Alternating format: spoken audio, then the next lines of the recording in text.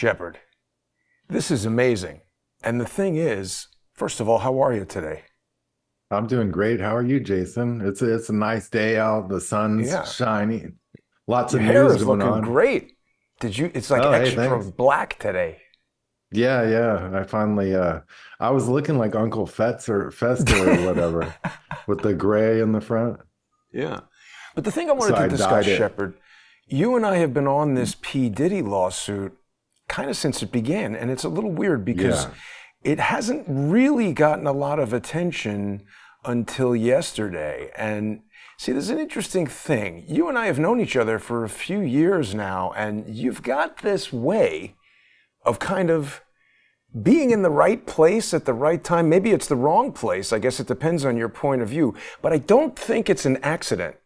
And part of the reason that you and I are friends and work together is that we both have a way of looking at things that's maybe slightly different than the Yeah. average person. But what's weird is, Shepard, you and I started discussing this show yesterday, and we actually, I think we took a hiatus last week because there was just nothing going on in the lawsuit, and we didn't Right. really have an explanation for it. There's a lot of people speculating about what may or may not be going on with Diddy. You've got an excellent article here in IntelliHub. People can get it on intellihub.news, but you're basically talking about Diddy's jet. Give us the rundown on this, and then we're going to tell everybody what we'll be talking about today on the sponsor exclusive segment when we get over to subscribestar.com/shep. And of course, the simulcasts on odyssey.com/at crowdsource the truth, crowdsourcethetruth.substack.com, and subscribestar.com and patreon.com/crowdsource the truth. What do we know as of now, Shepard? Well, in the week that all these raids were being carried out, simultaneously, Sean Puffy Combs took a jet and he was intercepted at a Florida airport. This is basically breaking news right now. Um, they arrested his mule. I believe his name is Brendan, who's an assistant for Sean Puffy Combs, and he's known to carry around substances for Combs in various instances, and is always surrounding him, and basically just packs his drugs around. Apparently, they took him in.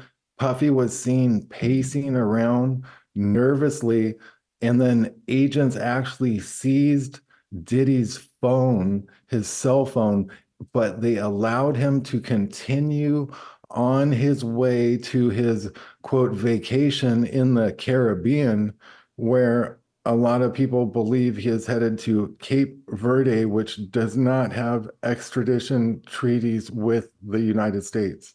Wow. Now, some of that is unknown, but some of it is known. So you're saying Brendan Paul, who's named in this lawsuit, and according to allegations from Rodney Jones, who is Lil Rod, a producer who worked with P. Diddy and brought this lawsuit, Lil Rod says Brendan Paul and his other associate here, he acquires and distributes Mr. Combs' drugs and guns.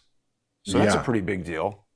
Yeah, and the news is basically clueless on a lot of this, especially like the local news out of California and Florida.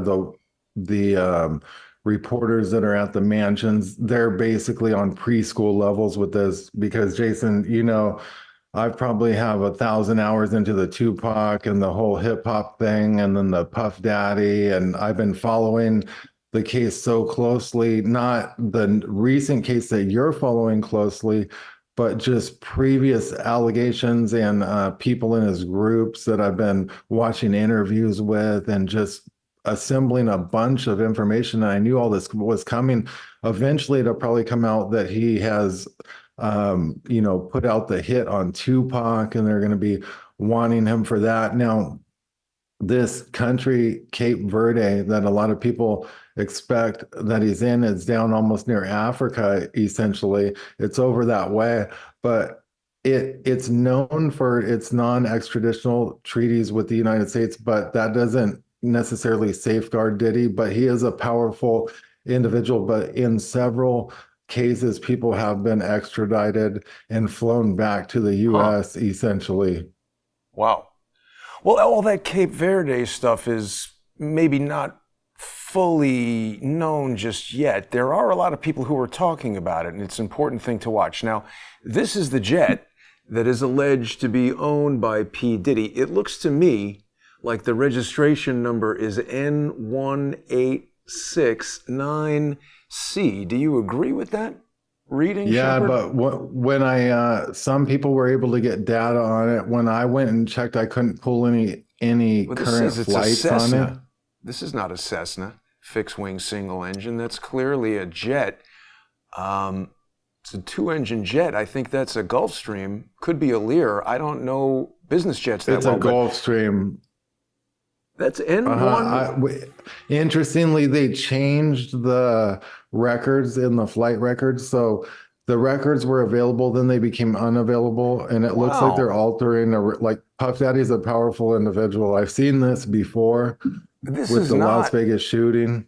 This tail number does not match the jet that we're seeing. This is telling us that it's a Cessna 170B, which is a But when I went and engine. checked on it earlier, it did. So Did it say Sean Combs was the owner of this tail number?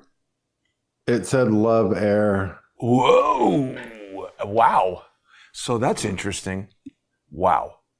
Wow. Yeah, Shepard. but the thing is like I already noticed they were playing with the records because you could some journalists who were on this early found the flight trail and then it disappeared from my log. But also there's journalists claiming the transponder turned off at one point. Man. So there's a lot of stuff there. Like there's a lot of room for weirdness when you start dealing with jets and transponders and things that regular people, obviously somebody controls the FAA and it's not us.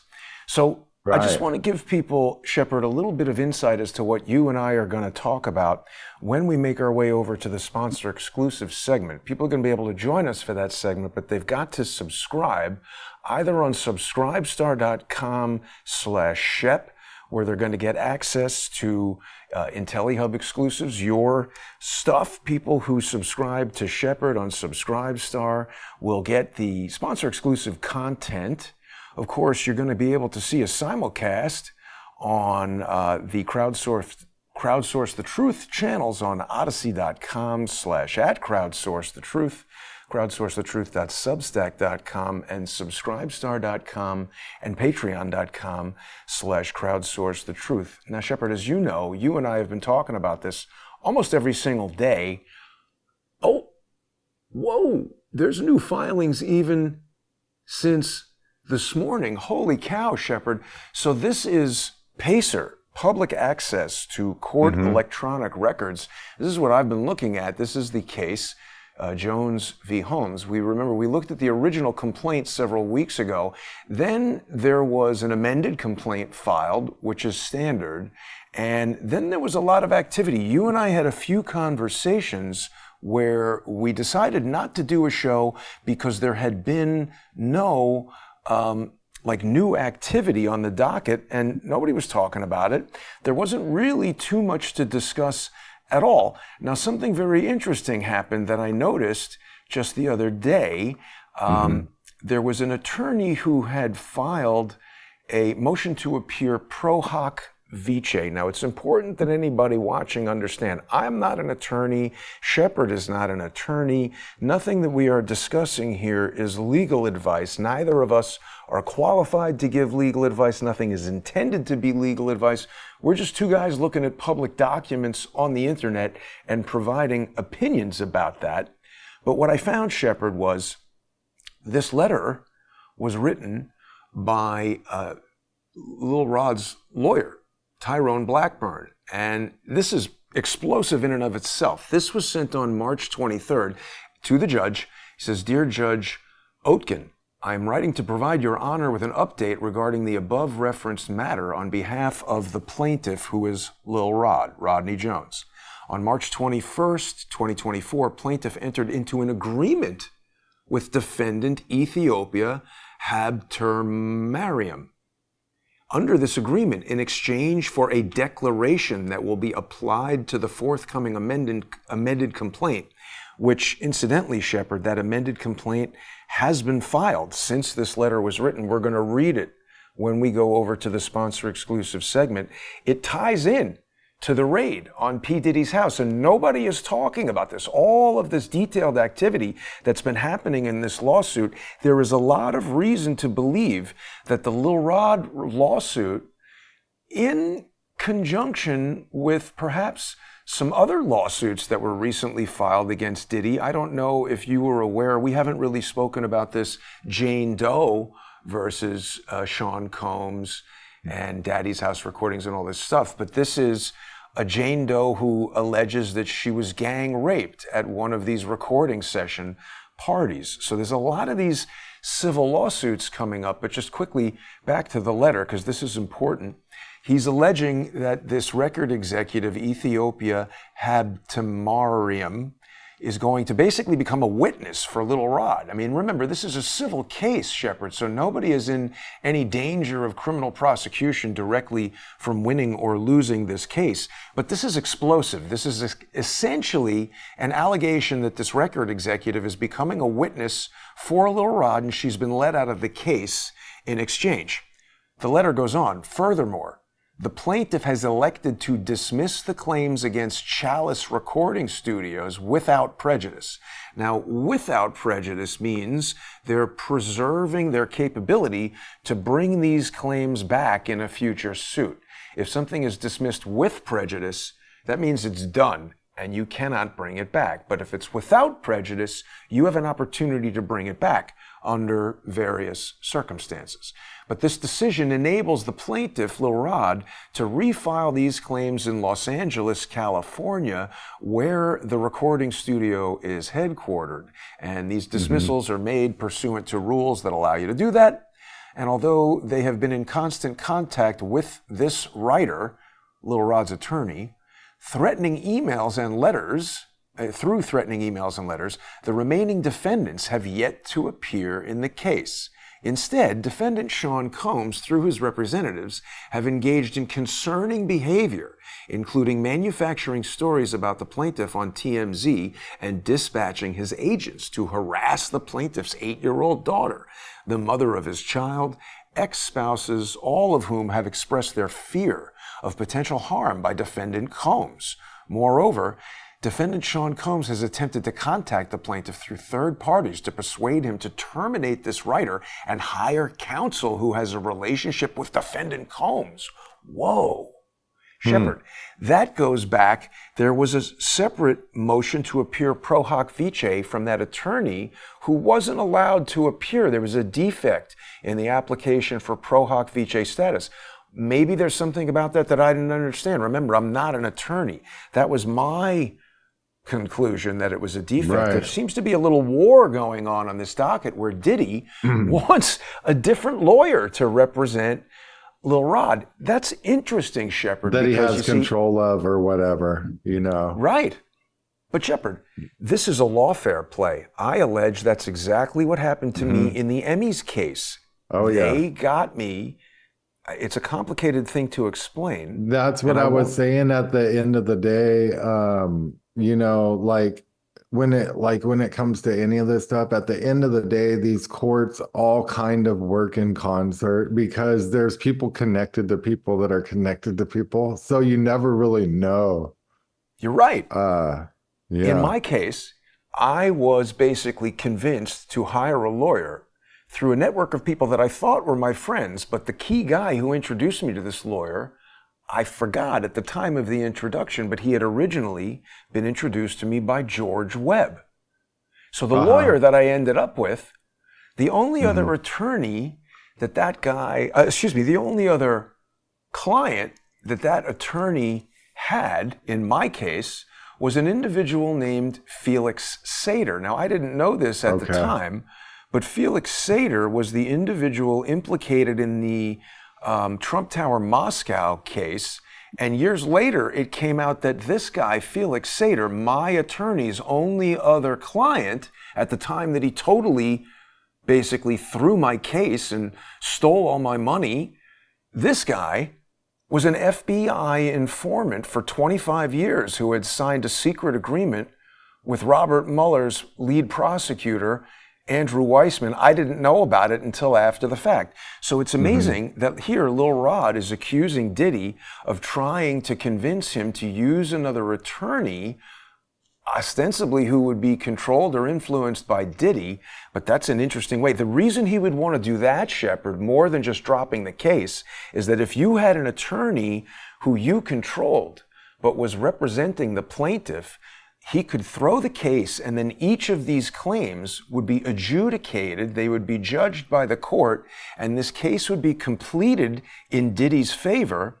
And then this thing called the doctrine of res judicata would apply. That means if Diddy succeeded in tricking Lil Rod into hiring this lawyer that Diddy controlled, and that lawyer ruined the case for Lil Rod and everything was decided, res judicata means you can't bring these claims back ever again because it's already been decided. So that's really what Diddy would want, not just drop the case, res judicata, get it out of here forever. So he's saying, oh, sorry, this is the wrong page. Basically, the lawyer is saying, where did that go? No, this is it. So consequently, the plaintiff, so the writer raised concerns surrounding this harassing behavior, and they've doubled down and indicating that the harassing behavior will continue. Consequently, the plaintiff, Lil Rod, has reported these actions to the California, New York, and New Jersey state bars. Regarding defendants United Music, Lucian Grange, and Motown Records, their representative has declined to engage with this writer, despite several emails requesting a call to discuss the plaintiff's claims. He has sent multiple contradictory emails and letters filled with empty threats.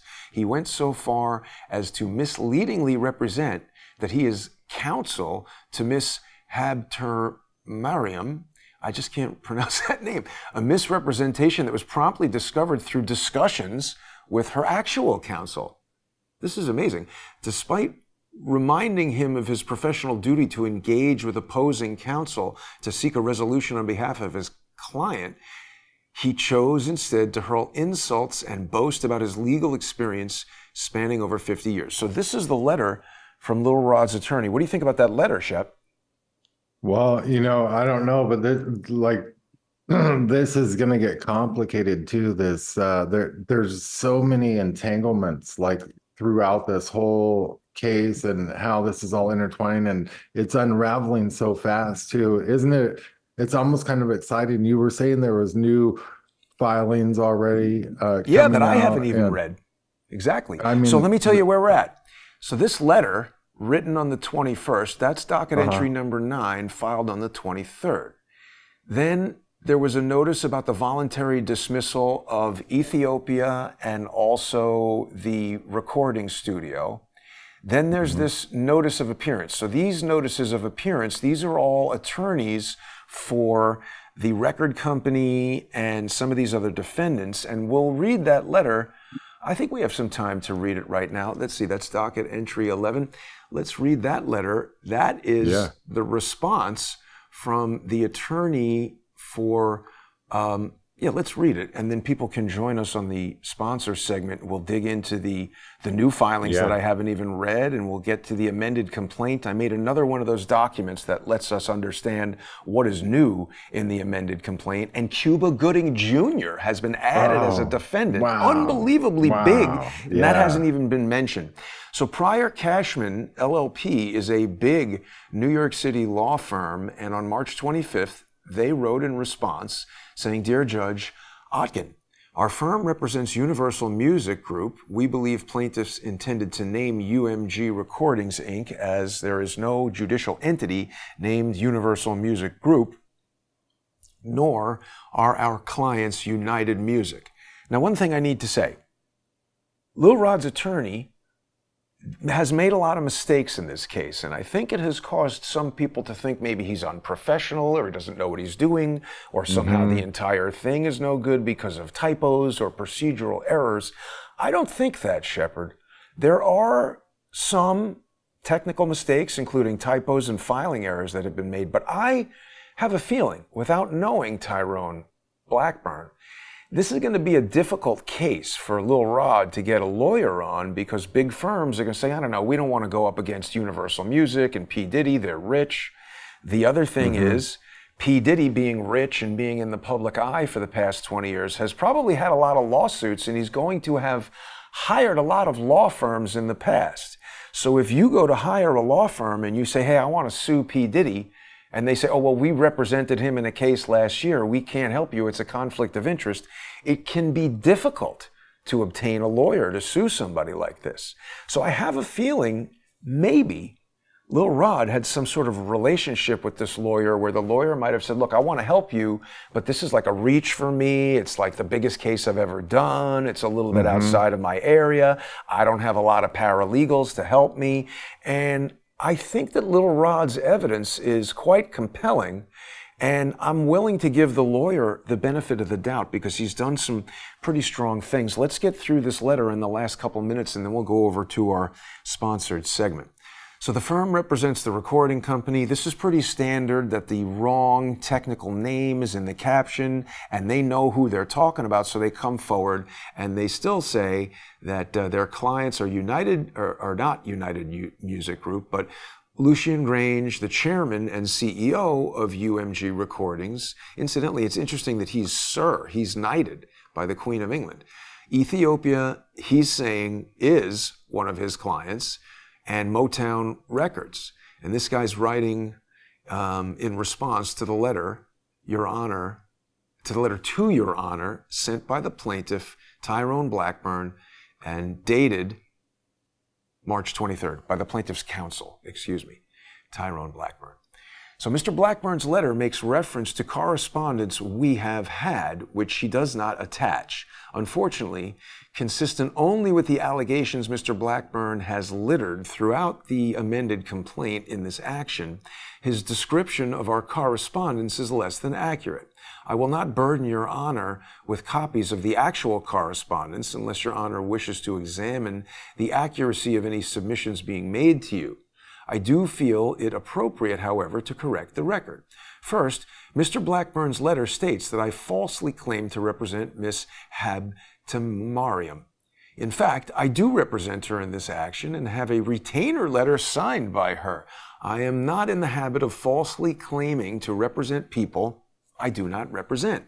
Second, Mr. Blackburn indicates that he intends to file another amended complaint. The current complaint is already an amended complaint, and I do not believe that Mr. Blackburn has the right to amend again without making a motion to do so. Now, I agree with him on that because I've tried to do it in the past, make more than one amendment to a complaint, and the judge said no.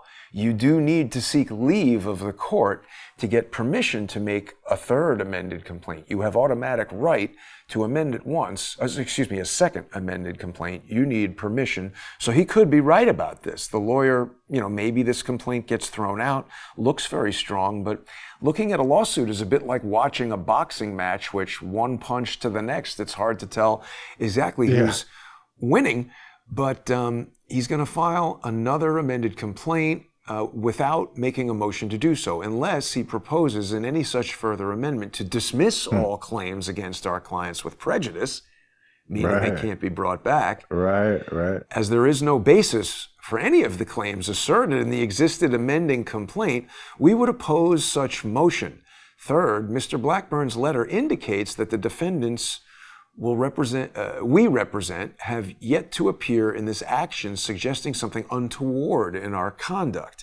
This is, when I read this yesterday, Shepard, I was thinking, wow, Lil Rod is toast. Because you and I were on the phone in the morning, and we should tell people this before we go over to the next segment. When we created this really pretty funny, in my opinion, thumbnail, it was on the basis of just that letter. We were just going to talk about the letter with Diddy threatening. And then everything else developed. Exactly. So just on the basis of that letter, we had planned a show where, Diddy thinks he's telling this guy what to do, but, Lil Rod seemed to be coming pretty strong with all these amended complaints and not afraid of Diddy. Now, So we can talk about this in the other thing too, but this is crazy that Prince Harry was named in there in yeah, well, the, he's named as a witness. We're going to talk yeah. about that and talk about what the implications of that are. But just to finish out the last sentence of that letter, and then we will go over to the sponsor segment for people to join us.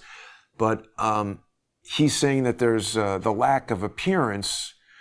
The reason why they haven't appeared for 3 weeks is because they are doing what's called a motion for sanctions under Rule 11. Okay? Hmm. So this Rule 11 of the Federal Rules of Civil Procedure, it basically says that you can't go filing a lot of nonsense into court just to threaten somebody, and as a lawyer, you can't knowingly sign pleadings that have false statements in them or you get in trouble. And in order to file a motion seeking Rule 11 sanctions, you have to first send what's called a safe harbor notification to the person you intend to sanction. And that requires 21 days notice. So actually, these very professional attorneys for the defendants immediately sent a safe harbor notification to Lil Rod's attorney saying, hey, you're going to get sanctioned pursuant to Rule 11 unless you withdraw this complaint.